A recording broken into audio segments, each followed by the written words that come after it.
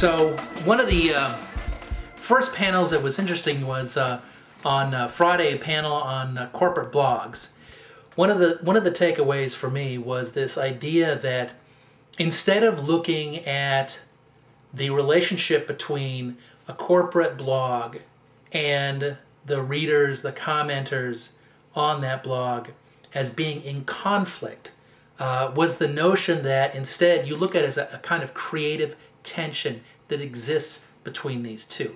I think it kind of goes without saying, if you care at all about you know, the idea of blogging, that you got to have transparency, you got to have openness, you're going to have comments on your blog. You can moderate those comments if you wish to. You might have to edit out comments if they're out of line, if they have bad language, or if they're going to get into issues that are really inappropriate for your context. But you know, you're going to have that interaction, and you're going to want that kind of interaction. A blog is not of any value unless you have that interaction. And so that's where the creative tension comes in, okay? You have to look at that as part of the process. You have to interact with your readers even when they're not going to be happy with you. One of the takeaways from a corporate perspective, if you're talking about media relations with blogs, or if you have a blog, you have a corporate blog, is that there is enormous value to the interaction. So you're listening to people, you're talking with people, you're having the two-way dialogue. People appreciate that. If you are dealing with blogs and you are doing media relations with blogs and you communicate with these bloggers and you say, hey, you wrote something and I'd like to offer another point of view. Or, you know, instead of shutting you out, I'm going to make sure that I'm treating you in the same chain of communication that I'm doing with other kinds of journalists. People appreciate that. And there's a lot of value in doing that. So this panel I'm talking about took place on Friday. It was called Corporate Blogging, Myths and Realities. And Paula Berg from Southwest Airlines was on the panel. And Southwest has very popular blogs, been very successful for Southwest.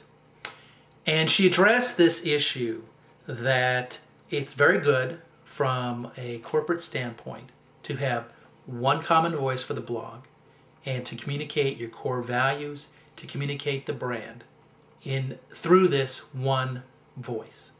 But at the same time, there's great value in diversity of voices, in allowing in quirkiness. Paula Berg talked about one of the popular contributors to their blog is a pilot who talks about very piloty types of things. And when that person's not on for a while, people write in and it's like, hey, where is that guy? There was another employee whose thing was telling dumb jokes. And so, you know, here's today's dumb joke. And people love that stuff. So I think this idea of one unified voice applies in both the corporate arena and in the personal blogging arena as well. A lot of blogging, we recognize, is niche-oriented. Identify your target and really write about that. Focus on that, because that will give you strength against other blogs. You know, there's a million people who write about movies or who write about sports. But if you can narrow in on a niche target, you can really be very valuable, be a resource. But at the same time, it's interesting that with blogs as opposed to other forms of media, people really appreciate seeing that kind of diversity and quirkiness. You know, it's Matt Iglesias, who's a very popular political blogger, and yet will from time to time write about sports or movies or comic books.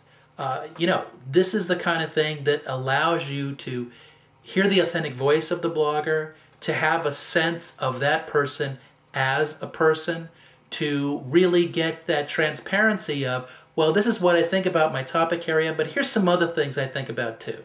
So on this same panel, Chris Baggett answered a comment from an audience member who had stood up and said something to the effect of, look, you know, I talk to my corporate clients and I tell half of them, you shouldn't be blogging. And I understand that point of view, having gone through the corporate blogging process myself. I can understand the idea that, blogging isn't for everybody. But Chris made the point that because for corporate blogging, one of the key effects is improving your search engine optimization, that he believed very strongly you should be blogging. You should have a blog up. You should be content on a blog. And quite frankly, from an SEO perspective, that does make a lot of sense. One of the key issues of this panel that I found really fascinating, because once it was brought up, it came up again and again and again, was the idea of ghostwriting. In an ideal situation, you would have the CEO of the company, and they would commit to blog, and they would write the blog, and the blog would be in their voice, and that person is writing his own thing, and it's great. I know somebody, there's a cable company, and the CEO blogs, and he does it, and it's great. It's hugely effective. But you could have situations where that guy doesn't have time. Nobody else feels they have time. And so there's a temptation to farm that out to a ghostwriter. And what came through this discussion on this panel was that is a huge mistake. Remember, again, one of the key central points of all blogging is transparency.